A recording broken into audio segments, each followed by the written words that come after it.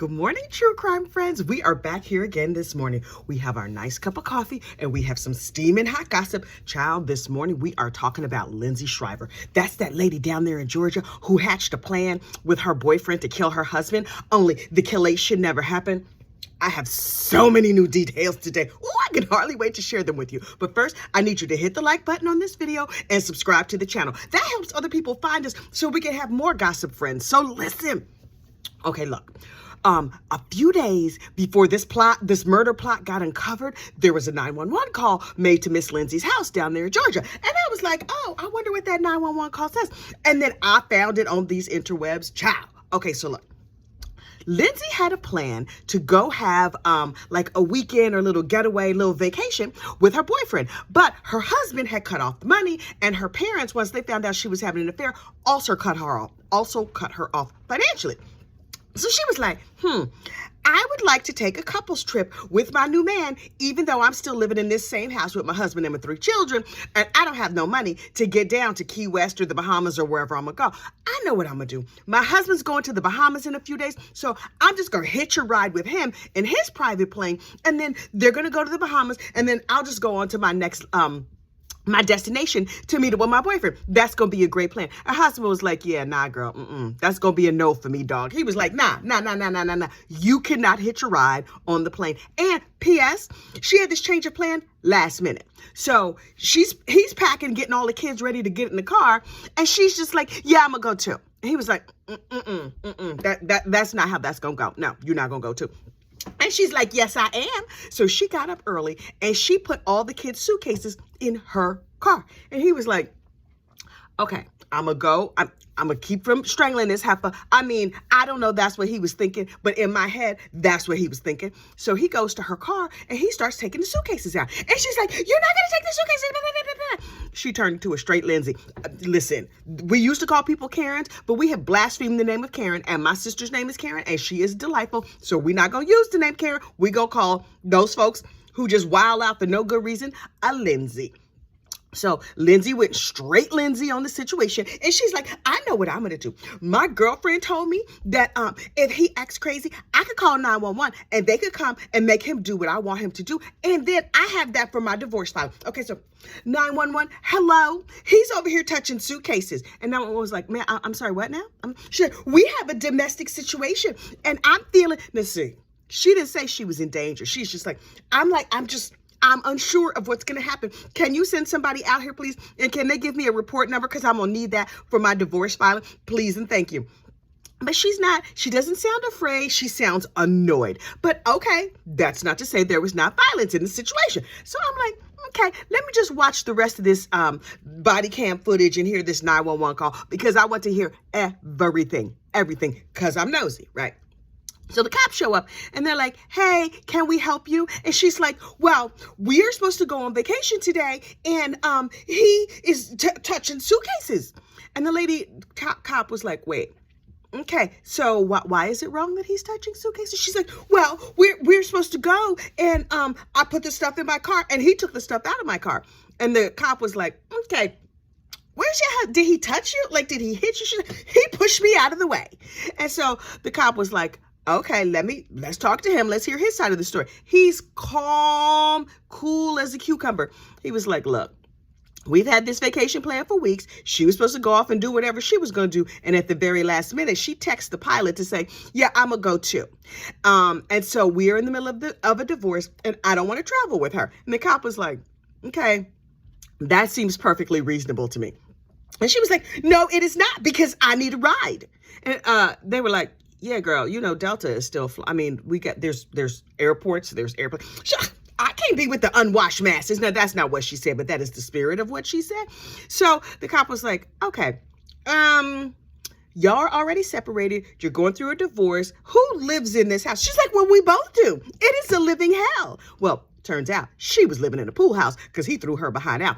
Also, because he was mad, he turned off the internet to the pool house. Shady. But so how you gonna live without internet? He might as well have like put a pillow over her face. I'm sure as far as she was concerned, she was like, the utilities are turned off. When I found out that the utility was internet, I howled. I was like, okay, everybody is petty here. Got you. But who could blame him? Listen, you cheating on me, and now you want to get on my plane to go? He was like, look, I just want to take my children and go on my vacation. We don't want her to come. The cops were like, I cannot advise that you go on a divorce vacation together because that don't seem like a good plan. And she's like, well, how am I supposed to get there? I mean, what do you want from me? And so they were like, does he have weapons? And she's like, he has guns and stuff and something sharp and pokey that could be like a knife type thing. I don't know. I don't know what he has, but he seems dangerous. Can you please give me a file number? Because my divorce attorney told me I'm gonna need that for my paperwork so that I could get my alimony. Because you see, now I've been cheating, but only because I absolutely had to because I was bored.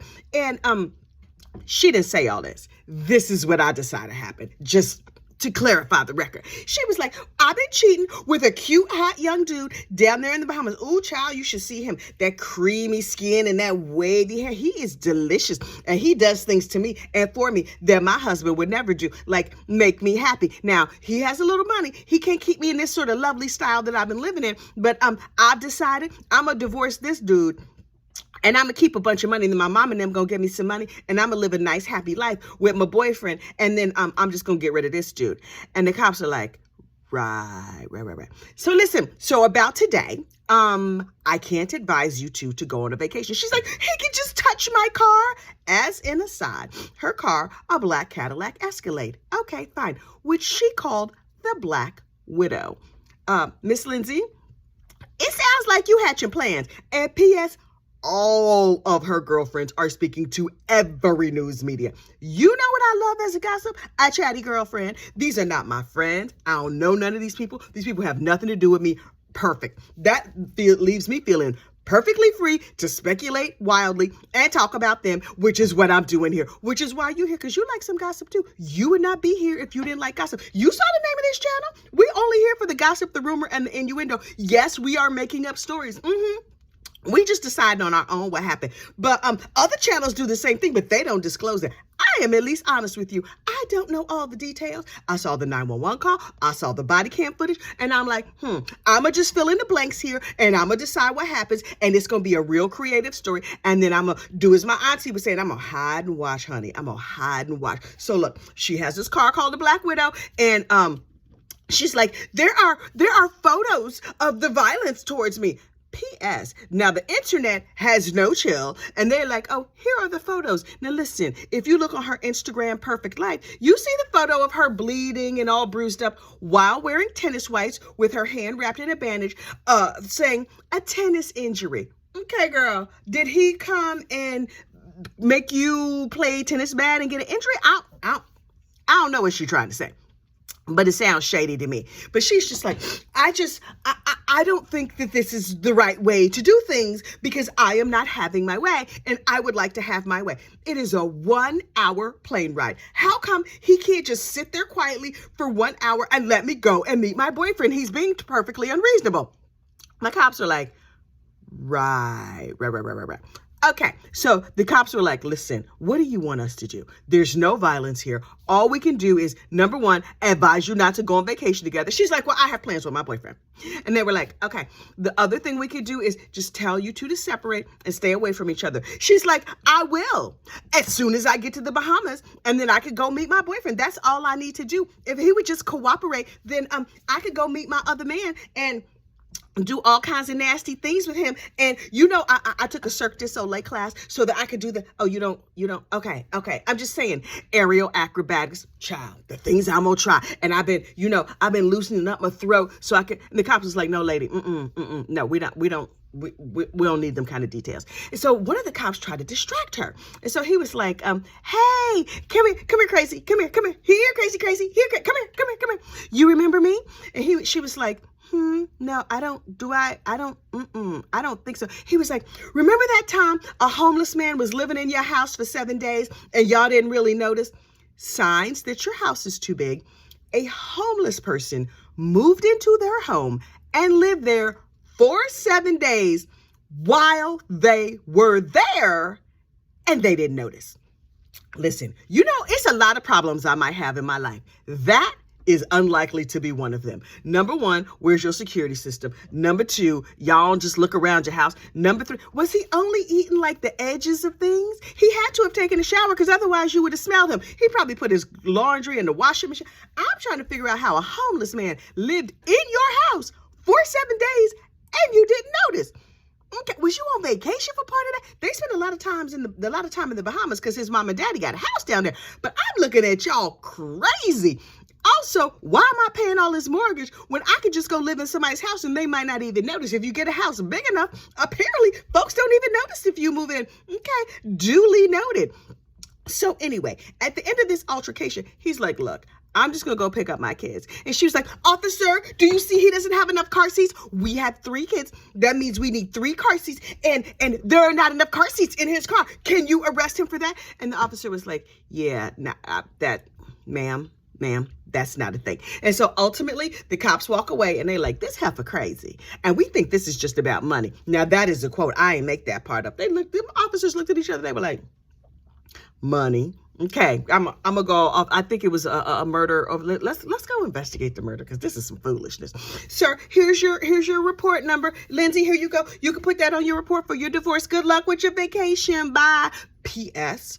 Word on the street is that Miss Lindsay's divorce lawyer quit. Once this plan came out, her divorce lawyer quit and was like, Her mom and them cut her off, so she can't pay her legal bills. Thank you. Here's your file. I'm gonna need you to pay this balance due, and I'm gonna give you all your records, and I'm gonna send you on your merry way because I'm not gonna be involved in this madness. So down in the Bahamas, she goes, oh, wait. Immediately on the heels of this altercation with her husband, she texts her lover a picture of her husband with a note that says, kill him. So that there is no misunderstanding of exactly who you're supposed to kill. It's supposed to be him. I would like him shot, please and thank you. Because even though she's homicidal, I imagine she has manners, which is always a good thing. But it won't matter if you in jail, because when you in the pokey, they don't care if you got your pinky out when you drink your Sanka or whatever, because you know they don't have no Starbucks. So anyway, she down in the Bahamas. The grabber's bar gets robbed. The police are investigating the robbery. They seize one of the robber's phones, the would-be robber's phones. P.S. They didn't even get that much money, or if they didn't get any money, whatever. It was not a lot of money transacted. So when they're searching the suspect's phone, they were like, what is this note that says kill him? Oh, okay. This dude, so we're going to have to identify Mr. Kill Him, and we're going to have to go, wait, can I say the K word? Do I have to say unalive? Unclear. So they were like, okay, we're going to find, hello, sir, we got some bad, can you step outside for me? I got a little something to tell you, might make you a little upset. You see this message? This is a message your wife sent to some ne'er-do-wells that live over here in the village. And he was like, right. Can I get a copy of that? Because I'm going to need that for my divorce filing. And the police were like, of course, sir. Also, we would advise you to get out of town. He's like, no, I got a private plane. What I'm going to do is I would encourage you to go arrest her behind a clink, put her right over there in the pokey. And me and my kids going to go home. We're going to mend this divorce filing and I'm getting everything. I win. You know this dude, first of all, he's annoyed with his wife anyway because she's cheating. She's trying to get on the plane. Her money is cut off. She's upset. She's being a straight Lindsay in every situation. Also, he wins the divorce. Like, it's not a contest, but it's kind of a contest. He's not going to have to pay her spousal support. He's not going to have to pay her child support. He's going to get full access, full custody of the kids and the house, and she might go to jail. Okay. And so down there in the Bahamas, she gets arrested and she's like, oh, this is not what I had planned. Am I going to be able to do my makeup? My roots are going to grow out. So can I get while you're booking me in to the prison that's supposed to be like notoriously worldwide, it's a notorious bad prison. So I'm guessing they don't have spa services here. I was good. No shiatsu, because I really, this tension in my, no shiatsu. Okay. My roots, if I, there's no, this service is unacceptable to me. Can I see the manager? And they were like, ma'am, that's called the warden. And no, you cannot. We're going to need you to go over there and sit down, and we're going to feed you some gruel in a minute, but only when we get around to it. And your outfit is going to be horrible. So she spends 19 days in prison. And then apparently getting bail is not a thing. down there in the Bahamas. So she's 19 days in this horrible prison. And finally, her parents were like, okay, we have let her languish in this horrible prison for long enough. We're going to rent her an apartment or a house or whatever. She signed a lease for her. Her parents were like, okay, we know our daughter is a trollop. We know she's a Lindsay, but we are willing to buy or lease her a property so she can get out of prison so we can punish her face to face as opposed to through prison bars. And the government was like, oh, okay. That's a good plan. So her parents get her this place, and then she's walking, and then on the internet they were like, does she have gold handcuffs? I'm like, oh, they got fancy handcuffs for the rich lady. No, turns out she has a Cartier love bracelet that you can't take off. You put it on with some sort of like tool or screwdriver or whatever, and it's only a special tool that allows it to be taken off. And they didn't have one in the Bahamas. Apparently New York City hospitals keep the little tool on hand in case they need to take off the Cartier love bracelets. Is it that common? Cartier, y'all got a bracelet that's so popular. The hospitals is it that many rich ladies going to the hospital in New York? I would imagine it's the ER that has it. I want to get me one of these love bracelets, but I don't want it stuck on me because, you know, I'm not, as you can tell, I'm not really a big jewelry girl. That's not my thing. Anyway. So they appear in court. No, she's not wearing golden handcuffs. That's just her love bracelet. And so they're like, we're going to fit you with another ankle bracelet too, so we can keep track of you behind. And 3 times a week, you're going to have to check into the prison, to the local police station, so we can keep tabs on you, because it's going to take a while for this to come to court. And she was like, okay, this was not at all in my plans, but okay. Meanwhile, so down there in the Bahamas, their prison is set up like the British prison system. So they have a dock. And for the uninitiated, we have a witness box or whatever. And we also have cages in like inhumane prisons. But they have a dock, which is like a pen in the middle of the prison where they put the prisoners in there and everybody can look at them and point and be like, oh, there's the prisoners. So she's sitting in the dock with her boyfriend and the 2 would-be hitmen, and they like making eyes at each other and they playing wink 'em, blink 'em, and nod and rubbing shoulders and stuff. Girl, that is a bad look for you in prison. The hitmen are like turning around asking the media, hey, who are you with? Who are you with? Really? How far has this story gone? Wow. Okay. Daily Mail. Where you have an accent. Where are you from? Why are they surveying the media to find out who is covering this story? And now, after they got out, they were like, this story is way overblown. We barely kill people. We're not skilled like that. The dude who hired us, he's rich, he's good looking, his family is connected, so no matter what happens, you know he's not going to jail. And these other 2 dudes, his childhood friends, they just regular workaday kind of dudes. They barely know how to murder. You know what happens in those cases? Those people do commit murder. They just get caught because they're not good at it. With all her money, the least she could do is hire some professionals. I'm glad that she didn't. I'm glad that she's done. But I'm just like, But all the friends were like, oh, they were never close to killing him. Killing is not really their strong suit. So I don't think this was going to go off like this. I'm like, okay, what happens next? Lindsay, now she no longer has her Instagram perfect life, but it's all kinds of pictures of her all over the media. And here's the thing. She looks good. Girl, prison looks good on you. Her hair is growing out. She doesn't have any makeup. All that tacky blonde is gone. Her natural brunette. Now she got some serious. She's rocking an ombre, and I don't think that was her plan. But you can see all the dark roots, and then the blonde. The hair looks good. She's like a scrub clean face. No make. Now her nails are done for the gods, honey. Now listen. Even though she had on her handcuffs, wedding ring, the nails are long and red or orange. So they're bright, and she's just like, yes. I might be a homicidal trollop, but my nails look good. So we will wait and we will find out what's happening with Miss Lindsay. More tomorrow, maybe, child. I don't know. We have to do some research and see what's what. Because I want to know what now. Who's following her? Also, news media. Daily Mail got this story. Daily Mail, U.S. News and World Report, People, everybody is on this story. And I will be breathlessly watching every moment of it because I'm messy like that. Okay, y'all have a great, safe day. We'll see you today at lunchtime for Lunchtime True Crime. Until then, I'll see you over on the 19th Juror. See you then. Bye.